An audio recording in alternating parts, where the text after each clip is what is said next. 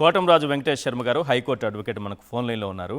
వెంకటేష్ శర్మ గారు, ఈ కేసుకు సంబంధించి స్టే వచ్చిన తర్వాత నిన్న టీడీపీ కార్యాలయంలో టీడీపీ నాయకులు ముఖ్యంగా వర్లరామయ్య వారైతే అక్కడ కూర్చొని కోర్టు ఎలా తీర్పులు ఇవ్వాలనే తీర్పునిస్తున్నారు.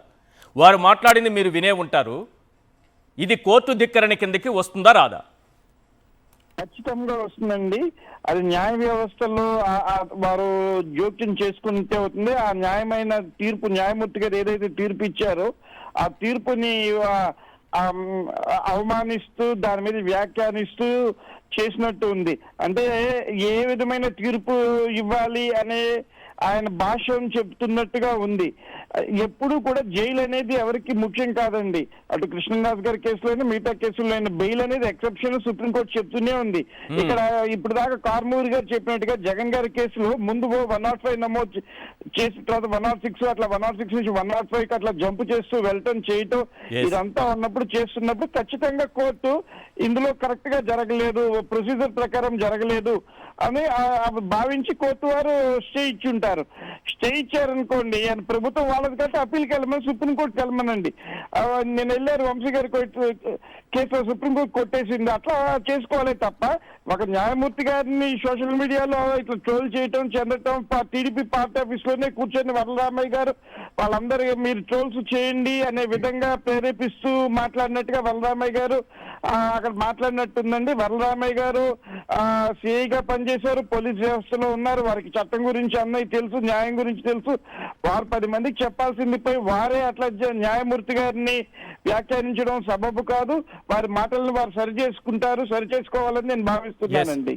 ఇప్పుడు జడ్జి గారిని ఉద్దేశిస్తూ పోస్టులు కూడా పెడుతున్నారు చాలా మంది. ఒకవైపు టీడీపీ కార్యాలయంలో కూర్చొని మాట్లాడుతున్నారు, టీడీపీకి సంబంధించినటువంటి సోషల్ మీడియాలో ఇదే పని జరుగుతోంది. ఆ జడ్జి గారి పైన ఆయనకేదో ఉద్దేశాలు ఆపాదిస్తూ ఆయన పైన పోస్టులు కూడా పెడుతున్నారు. ఇమ్మీడియట్గా దీన్ని సుమోటోగా స్వీకరించి కేసు నమోదు చేయాల్సినటువంటి అవసరం ఉందా లేదా? ఖచ్చితంగా ఉందండి. న్యాయమూర్తి గారు ఎంత క్షోభకు గురి అయితే వారు వచ్చే వారం నా ముందు నీ బెయిల్ పిటిషన్ వేరే బెంచ్కి అన్నారంటే వీళ్ళ దుర్మార్గాలు ఏ స్థాయికి వెళ్ళిపోయా చూడండి. జడ్జి గారే అక్కడ నుంచి తప్పుకునే పరిస్థితిని కల్పిస్తున్నారు. అవునండి, అది ఆ పరిస్థితి దాకా ట్రోలింగ్ జరుగుతున్నా సరే ఒక కేసు నమోదు చేయలేదు అంటే చిన్న విషయాలకి కేసులు నమోదు చేసేవాళ్ళు మరి న్యాయమూర్తిపై అంత దారుణంగా వ్యాఖ్యానిస్తూ వాట్సాప్ గ్రూపుల్లో టీడీపీ వాట్సాప్ గ్రూపుల్లో కానివ్వండి, టీడీపీ సోషల్ మీడియాలో దారుణంగా అవమానిస్తున్నప్పుడు చేస్తున్నప్పుడు దాన్ని ఆపటం కానివ్వండి, లేకపోతే దాన్ని ఖండిస్తూ ఒక కేసు పెట్టడం కానీ వ్యాఖ్యానించడం కానీ ఎక్కడా జరగలేదు. అంటే న్యాయ వ్యవస్థపై కూడా దాడికి వెళ్లే స్థితిని కల్పిస్తూ మీరు చేసినా మేము భరోసాగా ఉంటామని ప్రభుత్వం చెప్తున్నట్టుగా ఉన్నట్టుంది ఇక్కడ.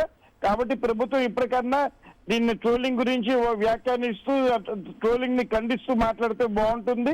చేస్తుంది ట్రోలింగ్ చేసే వాళ్ళ మీద చర్యలు కూడా తీసుకుంటే న్యాయ వ్యవస్థ మీద గౌరవం ప్రభుత్వం పట్ల ఉందని భావించవచ్చు.